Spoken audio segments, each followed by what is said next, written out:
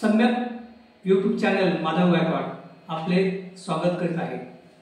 आजचा विषय आहे आज जी आपली विधानसभेची निवडणूक झाली आणि या विधानसभेच्या निवडणुकीमध्ये अभूतपूर्व यश महायुतीला मिळालं आणि आता लवकरच सरकार देखील बनणार आहे।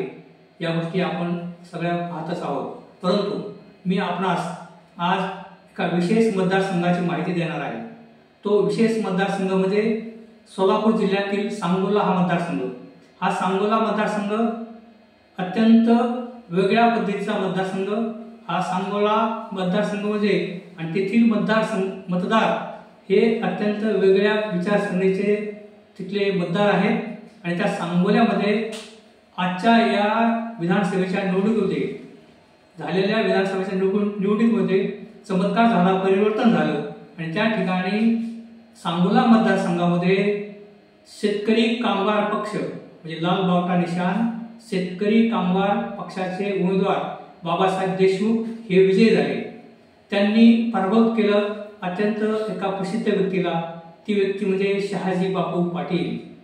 ज्या वेळेला एकनाथ शिंदे साहेबांनी शिवसेनेमध्ये बंड करून आपले 40 शिलेदार घेऊन त्यांनी मुंबई सुरत ते गुवाहाटी मार्गे प्रवास केला व आसाममध्ये गुवाहाटी या शहरामध्ये भाजपच्या छत्रछायाखाली ते गुवाहाटीमध्ये एका हॉटेलमध्ये थांबले होते आणि शहाजी बापू पाटील देखील त्या एकनाथ शिंदे साहेबांच्या बरोबर जे आमदार शिवसेनेचे त्यांच्याबरोबर सुरत मार्गे गुवाहाटीला गेले होते।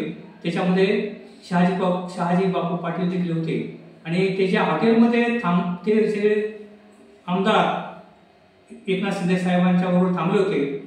तर त्यावेळेला एक खरं म्हणजे शहाजी बापू पाटील हे ग्रामीण भागातले आणि एक ग्रामीण भागातला त्यांचा एक बोलण्याची त्यांची ढब आहे आणि साधे व्यक्तिमत्व आणि अशा पद्धतीने सहजपणे त्यांनी त्यांच्या एका जवळच्या मित्राने फोन केला आणि त्यांना विचारलं, काय बापू काय चाललंय तिकडे? तर त्यांच्या तोंडून सहज उच्चार निघाला। ते म्हणाले, काय डोंगर, काय झाडी, काय हॉटेल, सगळं काही ओके। आणि या डायलॉगने शहाजी बापू पुऱ्या महाराष्ट्रामध्ये प्रसिद्ध झाले। हे आपण 2-2.5 वर्ष पाहत आहोत आणि नंतर काय झाडी, काय डोंगर, काय हॉटेल, सगळं ओके। त्याच्यानंतर एक डायलॉग परत आपण 2-2.5 वर्ष ऐकला, खोके खोके खोके। तेव्हा असे शहाजी बापू पाटील या डायलॉगनी प्रसिद्ध झाले होते। आणि आता बाकी या निवडणुकीमध्ये ही जी निवडणूक पडली त्या निवडणुकीमध्ये एकनाथ शिंदे साहेबांबरोबर जे काही लोक गेले होते त्याच्यामध्ये त्यांचे 5 उमेदवार निवडणूक हरले आणि ज्यांनी एकनाथ शिंदे साहेबांना अपक्षाने पाठिंबा दिला होता त्याच्यामध्ये 2 उमेदवार देखील हरले। एकूण 7 उमेदवार एकनाथ शिंदे साहेबांचे त्यांचा या निवडणुकीत पराभव झाला। तर सांगायचा प्रश्न असा आहे की शहाजी बापू जे या निवडणुकीमध्ये हारले त्याच्या पाठीमागे फार मोठा इतिहास आहे।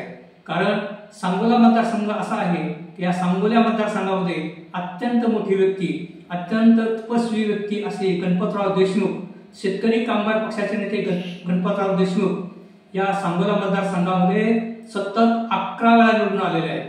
म्हणजे महाराष्ट्र विधानसभेमध्ये 54 वर्ष आमदार म्हणून राहिलेले गणपतराव देशमुख यांच्या मुलाला शहाजी बापूंनी 1919च्या निवडणुकीमध्ये हरवलं होतं आणि 11 वेळेस सतत निवडून येणारे गणपतराव देशमुख हे शेतकरी कामगार पक्षाचे नेते सातत्याने या सांगोला मतदारसंघातून निवडून येत होते।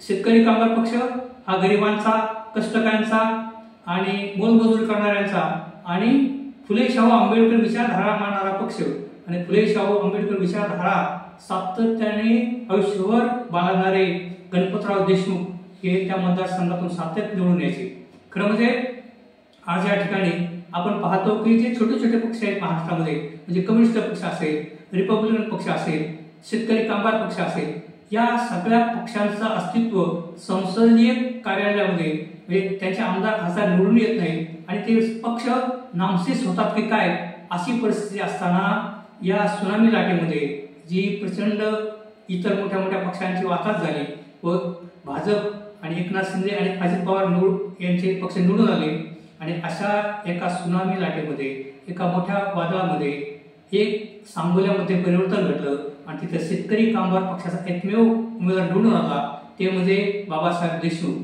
तेव्हा या आणि विशेष म्हणजे पहा, हा सांगोला मतदारसंघ 11 वेळेला ते गणपतराव देशमुखच निवडून होते ते. आणि गणपतराव देशमुख हे कोणी श्रीमंत नव्हते, हे कोणी मोठे पैशावाले नव्हते. ते जेव्हा निवडणुकीला उभा राहायचे तेव्हा लोकवर्गणी काढायचे, लोकवर्गणीतून त्या निवडणुका ते लढवायचे आणि सतत निवडून यायचे. असे 54 वर्ष त्यांनी आमदार म्हणून काम केलं. परंतु या 54 वर्षाच्या कालखंडामध्ये त्यांच्या जी प्रॉपर्टी आहे, त्यांची जे धनसंपदा आहे, त्याच्यामध्ये काहीही वाढ झाली नाही. अजूनही ते कुटुंब एका साध्या घरामध्ये राहतात, अजूनही त्यांच्याकडे कुठलीही प्रॉपर्टी नाही. तेव्हा एक ध्येयनिष्ठा ठेवणारे आणि फुले शाहू आंबेडकर विचारधारा मानणारे आणि आपल्या मतदारसंघामध्ये गोरगरिबांचे, कष्टकऱ्यांचे, शेतकऱ्यांचे काम करणारे असे शेतकरी कामगार पक्षाचे त्यावेळेला असे दिग्गज येत होते. त्याच्यामध्ये दिवा पाटील, एन डी पाटील साहेब तर शरद पवार साहेबांचे मेहुणे, म्हणजे शरद पवार साहेबांच्या सख्या बहिणीचे ते पती होते. ते एन डी पाटील, ते सतत आयुष्यभर त्यांनी शरद पवारांच्या विरोधामध्ये काम केलं आणि आयुष्यभर ते एन डी पाटील साहेबांनी शेतकरी कामगार पक्षावरच ते निष्ठावंत राहिले आणि फुले शाहू आंबेडकरांची धारा ही महाराष्ट्रामध्ये राबवली. तर अशा जुन्या काळातले जे काही लोक होते ते आपल्या विचारधारावर पक्के होते. तेव्हा अशा पक्षांचे जे शेतकऱ्यांचे, कष्टकऱ्यांचे, गोरगरिबांचे प्रश्न मांडणारे पक्ष आहेत, जे छोटे छोटे पक्ष आहेत, त्यांचे देखील प्रतिनिधी विधान भवनामध्ये, संसदेमध्ये निवडून येणं गरजेचं आहे. तेव्हा आजच्या या परिस्थितीमध्ये शेतकरी कामगार पक्षाचा एक उमेदवार या विधानसभेमध्ये गेला, ही एक मोठी आशादायक घटना आहे. तेव्हा अशाच वेगवेगळ्या व्हिडिओ घेऊन मी आपल्या समोर येणार आहे, वेगवेगळ्या मतदारसंघाची माहिती आपल्याला मी देणार आहे. तेव्हा आपण माझ्या यूट्यूब चॅनल, सम्यक क्रांती यूट्यूब चॅनल, या चॅनलला लाईक करा, सबस्क्राईब करा. धन्यवाद.